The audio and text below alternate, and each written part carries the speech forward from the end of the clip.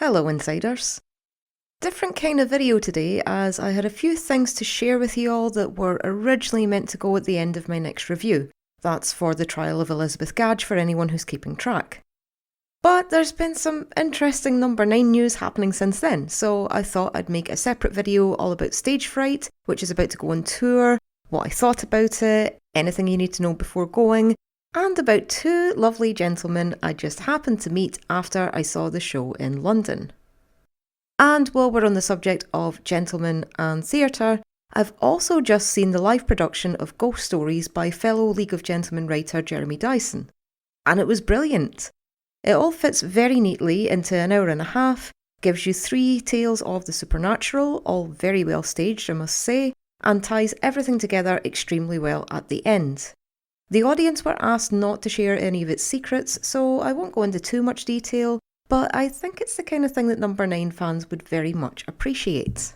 The characters were all well realised, and the sound design was top notch, and we got a right good scare on the night. Leaving the Theatre Royal in Glasgow, I heard more than one person sum up the show with the words, "That was great, I nearly shat myself." So take from that what you will. So anyway, Stage Fright is the live show based directly on the anthology series Inside Number 9, which I might have mentioned once or twice on my channel. It's written and performed by the show's creators, Steve Pemberton and Reece Shearsmith, who both have a strong background in theatre. That's where they started out, and it seems to be where they feel the most at home. My expectations were very high going in, even though I generally try not to get my hopes up when it comes to new things, and approach them as a completely blank slate. But come on, it's Inside Number 9. Obviously I was so excited, especially when this involved a whole trip down to London when I hadn't been there in years, and finally getting to see the lads on stage for the very first time. So, did it live up to my own personal hype? Absolutely 100% yes. In fact, it might just be one of the best live shows I've ever seen. It was just such a unique experience. It had everything I could have wanted from a number 9 show, and then some. Just the energy that the cast had, the creativity, the whole roller coaster they put you on where you have no idea what's going to happen next. I just can't praise it highly enough. If you get the chance to see it for yourself, then you definitely should. Unfortunately, I can't really talk much in detail about what happens without spoiling things, and it's hard to even tell you what kind of show it is. Fortunately, I can tell you how I reacted and how it felt being there. On one hand, the show is hilarious. Not only are they incredible writers, they're also extremely talented live performers and really know exactly how to work the audience. I laughed and laughed until it physically hurt. And there were other moments where I felt genuinely terrified. It's called Stage Fright for a reason after all, and the horror is expertly done. Very creative it is too, using the theatre setting to its full potential and finding unique ways to mess with our brains. In the nicest possible way, of course. I was asked recently about my favourite number 9 genres and what I'd like to see them do in any specials, and I immediately, and quite predictably, went straight to the combination of comedy and horror. They just managed to do both of them so well, where one doesn't take away from the other, and you end up with something truly unique and memorable at the end of it. How they manage to pull that off every time, I'll never know, but this show is yet another great example of that genre mixing skill. On top of that, believe it or not, there was one moment where I was sitting in the theatre and started crying. Yes, I meant it when I said this show has everything. Even though this was a bit I already kind of knew about, their performance still left me in tears. And then another thing happened straight after that took me completely by surprise. If you've seen it, then you probably know what I'm talking about and why I can't say any more than that. So here's the question. Is Stage Fright just a good play for the fans, or does it work on its own even if you haven't seen Inside Number 9? I mean, it's really hard for me to say, but personally I think it manages both. As we've seen before, the lads are quite adept at setting the scene and telling a right good story in a very short space of time.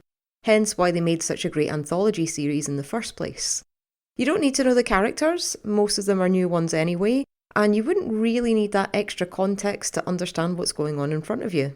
In fact, there's one part where I'd be very curious to hear what somebody thought if they hadn't seen the TV show before, or specifically one episode in particular. Again, I don't want to say which one, but I will say it's one of my favourites, and it was a pleasure to see them bring it to life on the stage. As for fans of the TV series, you are definitely in for a real good treat. There are references everywhere. Not sure if there's one for every episode, but I wouldn't be surprised. Some of them are very subtle, a sort of, oh, I see what you did there kind of thing. Some are in dialogue or visual gags that I imagine would still be funny, even if you didn't know the background. And there are some other extended or reimagined takes on scenarios and characters from the show. Again, the live show doesn't hinge on whether or not you're already familiar with the source material, but it does feel very rewarding if you are. So my original plan was to wait until the show was finished in London, then do a more in-depth discussion for those who didn't get the chance to see it. But then they went and announced a UK tour, so I'll be holding off on that idea for a while at least, because I don't want to be putting spoilers out there out of respect for the show's creators and the audience. And yes, I know the tour was announced on April Fool's Day, but it is real, and the website and trailer are linked down below. I'm not sure if there are any tickets left, and I know the site crashed just after they went on sale, but the link is there if you want to try for yourself. I'd also like to point out the lack of any Glasgow dates, which I have chosen to take personally, and I only hope will be rectified at some point in the future. So, for those lucky folks who have already got their tickets, here's my advice to you guys. First, there were 2 different kinds of book available when I saw the show. One is a standard programme, I think it cost about £5, and there's a bigger, chunkier souvenir book that costs about £15. If you can afford to, then I highly recommend the more expensive book. Not only is it packed with interviews, photos, and a detailed timeline of Steve and Reece's work, you'll also get yourself a nifty little script book for A House Divided, a number 9 episode that was written for TV but never filmed due to some technicalities. I think it's the reason we ended up getting the Stakeout episode for that series instead, so it's not all bad, and at least it gets a second wind here. Next piece of advice, and this relates to the first one, don't be tempted to read the lost episode script before the play starts. And I'll tell you for why. That script has actually been adapted into part of the live show, and you'll only end up spoiling it for yourself if you read it beforehand. However, it does make for a very interesting read after the show, especially if you're interested in lost episodes. And you'll even notice a guest actor mentioned in there who I really, really wanted to see at number 9, but we never did. But hey, you never know. Maybe they'll get to film A House Divided as a special off the back of this live tour, and maybe the actor in question will be available to do it. If so, fingers crossed, make it happen. I was also considering making a video about this lost number 9 episode and what it was supposed to be, but again, I'm going to hold fire on that front because you never know. Third, and this might be a very important one, if you have the time and you're allowed to do so, it's well worth waiting by the stage door after the performance. And that brings me to my own little story. I'd heard about this before, and lo and behold, I did see a queue forming by the stage door on my way out.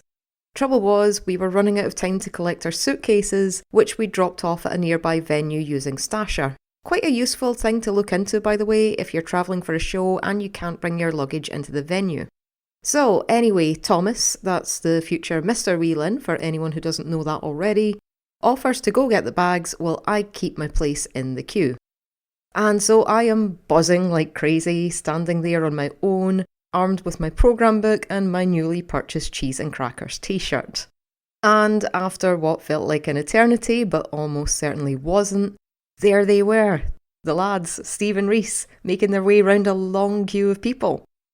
They had to get round everyone very quickly so that everyone could get an autograph, but they still had time to greet everyone as they did. Real gentlemen, they should form a league or something. So I know what you might be thinking, and yes, I did tell them who I was and mentioned the channel, to which Steve Pemberton stopped and said, "Ah, Whelan, it's a real pleasure to meet you," and gave me a very hearty handshake. "It's a pleasure to finally meet you too," I said, or possibly squeaked back. I was very nervous, as you'll appreciate, and I was still on a high from the amazing show I'd just watched.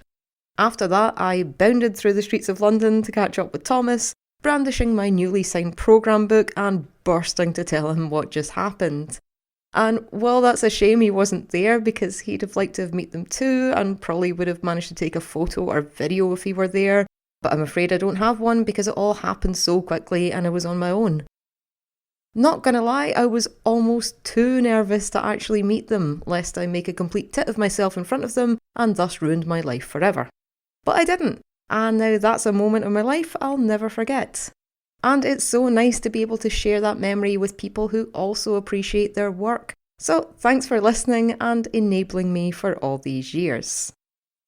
So that's it from me for now. Stage Fright was incredible, and it was equally amazing to finally meet those guys whose weird characters I've been watching on telly since I was a teenager. That was my first thought actually, seeing them work through the queue and thinking, that's Edward and Tubbs, that's actually them right there. And yes, they'd brought their own pens, I'd expect nothing less from Pauline Campbell-Jones, so don't worry if you don't have one on you. Some people will tell you to never meet your heroes, but Steve and Reece clearly have a lot of time and respect for their fans, so if they're your heroes too, then you could do a whole lot worse. Anyway, are any of you lot going to see Stage Fright? Have you seen it already? And if so, were you also a fellow stage door lurker? Try not to get too spoilery in the comments because not everyone's seen it yet, and you never know, they might release some kind of taping of the show in future. At least I hope so, but it might not work that well as Stage Fright was really made to be performed live in the theatre and I'm just not sure if they'd be able to do it justice on film. But if you can't get to see it then that'd be better than nothing I suppose. I'll be back soon with another number 9 retrospective, which will be for Series 2, Episode 3, The Trial of Elizabeth Gadge. So like and subscribe if you'd like to hear that one as soon as it's out. And I also have a Patreon if you'd like to see it a wee bit early. Like these guys, the ones whose names are currently scrolling by. Thank you, and thanks also to everyone who watched this video until the end, and I'll be back again soon. Bye bye.